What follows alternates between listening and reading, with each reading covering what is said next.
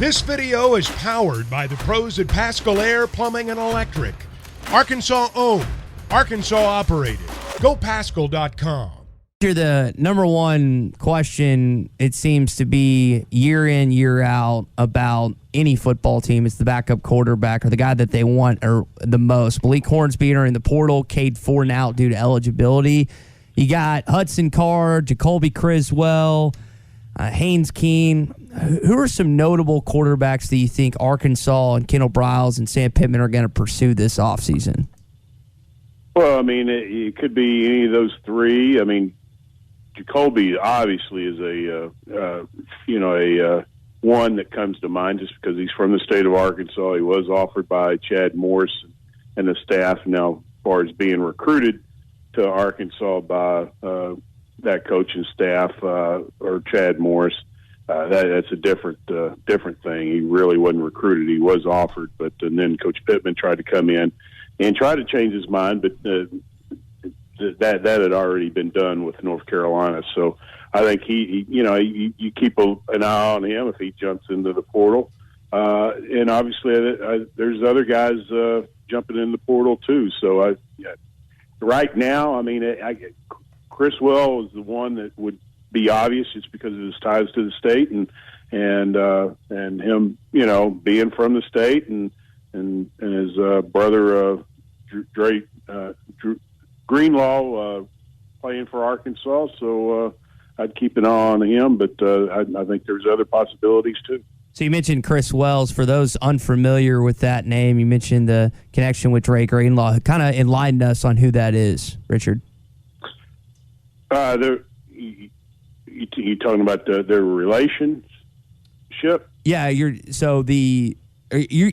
bringing up the Jacolby Criswell connection, right? That's what he's right. That's okay. the connection. Okay, I for some reason I think you said Chris Wells. I'm sorry about that. They're half brothers. Clear that though, they're half brothers. Okay, right? I don't. That's a brain sorry fart about here. that. That's my bad. So it's early in the morning, and I'm thinking about those banging burgers or whatever I heard earlier. So I'm sorry. I had completely. Tommy had told me that. I'd forgotten that a while back. So is there mutual interest? Is Jacolby now interested potentially in Arkansas if he was to enter the portal based on kind of not necessarily being recruited by Morris and that staff, but Pittman seemed to kind of rally it like you're saying?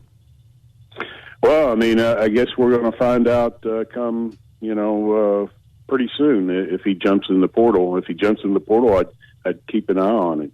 Yeah. Has this become like another recruiting season for you? I know it is for the coaches, and obviously this portal has changed everything. How do you approach it trying to cover the sport, and what's the transfer portal done to your work over the last couple of years? Well, it's obviously added to it, but people talk about that, as far as on my job, as far as my job level. But if I don't get a hold of a kid that's potentially a portal guy or I don't have the right source and saying, hey, this kid's looking at Arkansas or whatever. I can live with that because I'm not going to get fired, But if you're a coach and you don't get the right portal guys, especially with the way college football is now, this is kind of like the next level of recruiting because it's so important. You have so many guys leaving the program, so you got to replace them, and you hope to replace them with guys that are better just because they're college level guys that have been in programs for maybe a few years or whatever, or a year or two, and they're physically more mature. And the coaches that they were 24/7 recruiting anyway, and then this just took it to a different level. So I don't know. I was talking to some high school coaches last night. I'll do something on this. I've talked about it, doing something on how it impacts the mid-level prospects in the high school level. But I really, truly wish the NCAA would step in and try to do something. I think it's too much of a madhouse. I don't think it's good for the kids in college. So it's just I just think it's bad overall for the sport, to be honest with you. That's just me. Will it change? Probably not. Yeah, we saw 9 new players this year on the basketball team, and basically an overhauled roster with only 2 returning players. Is football headed that direction? Maybe not that drastic a percentage or totality of your roster, but are we getting ready to see? We know there's 23 commits coming. How many more transfer portal players? And are we going to be pushing 40 new names on the roster next year? I mean, that's a possibility. Obviously, the next few weeks is very important for the January enrollees, for the guys that are ready to enroll in January. So a lot of activity will happen then. And then you go next semester, there's going to be a lot of activity because guys will have the opportunity in May to jump into the portal. You have to, I think it's January. I wrote about it on Sunday, but I forgot the date. Mm-hmm. But I think it goes to December the 5th to January the 18th. Right. I believe. I may be wrong. No, for this portal cycle. And then you go in May. You have a cycle there, like a 2-week cycle where guys can join the portal, and that's after going through spring practice and stuff like that. And that's when it really heats up again too, because those are December, January, and May are just going to be crazy times for the portal. Yeah, and it's 11 of the 13 players are new in basketball. I just just said the wrong number in my head. It's early, like you said, Richard, but I just think we're headed to that point where, this is going to be the craziest 15 days of the coach's year, of a head coach's year, because some of these guys you aren't re-recruiting. You're opening the exit door for them because you realize, hey, this guy's not going to be able to help me. And if you don't upgrade your total 85 and your total roster, your opponents are. And unfortunately, you're inviting some players to leave because you just don't see the future with them. So it's crazy. And then you got to deal with your staff and you got to deal with NIL stuff. I just think the day for a coach is so intense anymore because of all of the things that are coming at you, from NIL to portal to staff. These are probably the worst 3 weeks of Sam Pittman's year right now. I agree. And when the dead period starts and after signing day, man, you're talking about a huge exhale. That's exactly what he'll do, and the coaching staff will do. It's just different level of stress because you already had enough stress before the portal, and then this is just added to it. But and again, probably my biggest thing is the mid-level high school prospects are not the guys that you used to sign and try to develop. Those days are basically almost gone. Yeah. You've referenced that before. I remember us talking about that in the summer at some point, and you talked about, hey, well, this is an issue. So what are they to do? What changes could you see them making with the transfer portal, Richard? I've said about several times about not allowing immediate eligibility. I mean, the portal and the immediate eligibility, as far as not sitting out a year, that right there just took everything to a different level.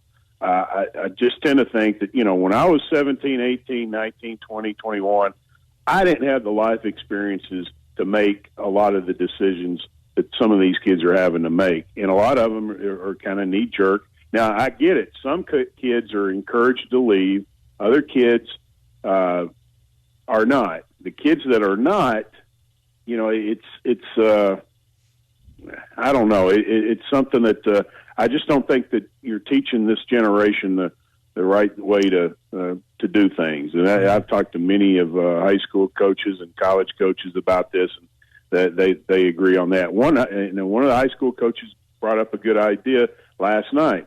You have to have a mandatory 20 to 25 guys that you sign are from high school ranks. Would that happen? I doubt that would happen.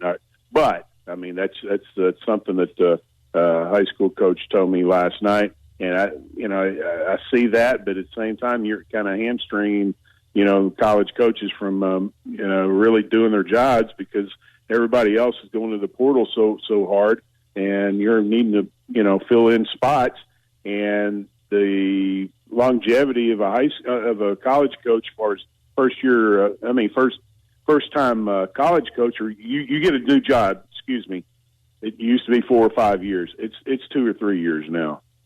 The expectation has changed, kind of like you're talking about, because now with the portal and NIL, the thought process is Hugh Freeze can come to Auburn and start winning not just year 2, year 3, but really year 1.